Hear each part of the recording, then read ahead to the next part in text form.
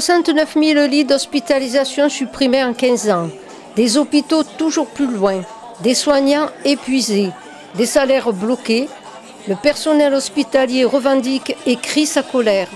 Dans le 84, la mobilisation est largement suivie. Juste un peu plus de moyens en matériel et en personnel, que le CREF s'arrête parce qu'il est épuisé.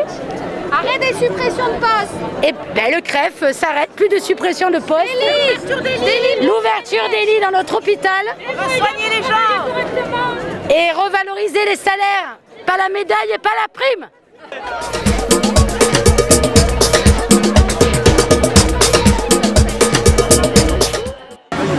Au niveau des salaires, nous on embauche des contractuels à 1500, 1600 euros par mois. C'est très difficile de recruter à ces salaires-là pour un infirmier. Un aide-soignant, il va toucher 1500 par mois, c'est pareil, c'est rien, il y a très peu d'écart. Au niveau de Loris, on se bat toujours contre la fermeture du site de Loris. Et surtout que là, avec la crise de Covid, on a vu que les grosses structures, ça pouvait poser des problèmes. Loris était excentré et donc Loris a été relativement épargné. Il n'y a pratiquement pas eu de cas de Covid sur le site de Loris.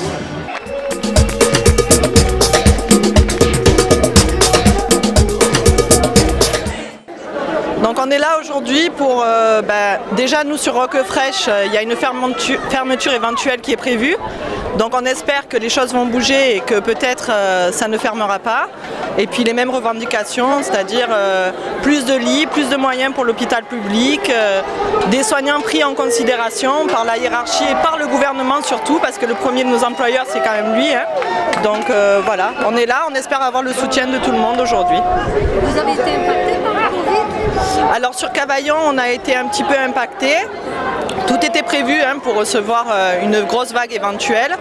Mais nous sur Loris, on a été épargnés quand même. Tout a été pris rapidement en compte, donc on est resté quand même à l'abri au niveau de Loris. Une meilleure prise en charge du patient, déjà, ce serait la priorité. Et bien sûr, une reconnaissance de nos métiers, en passant de l'ASH, de tous les supports techniques. Tout le monde doit être revalorisé au niveau de l'hospitalier.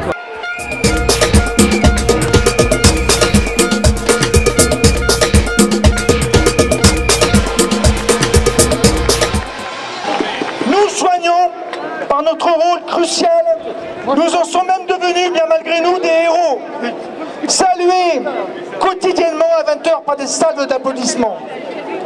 Ces mêmes soignants qui étaient en lutte avant le déclenchement de la pandémie, qui dénonçaient les conditions de travail dans les hôpitaux, les EHPAD, les contraintes budgétaires, les fermetures de services, les suppressions de lits ou d'activités, voire l'abandon progressif à son triste sort de la psychiatrie. On peut quand même se poser des questions sur ce Ségur de la santé. Se demander si ce grand Barnum n'est pas finalement une parodie de concertation ou une simple opération de communication.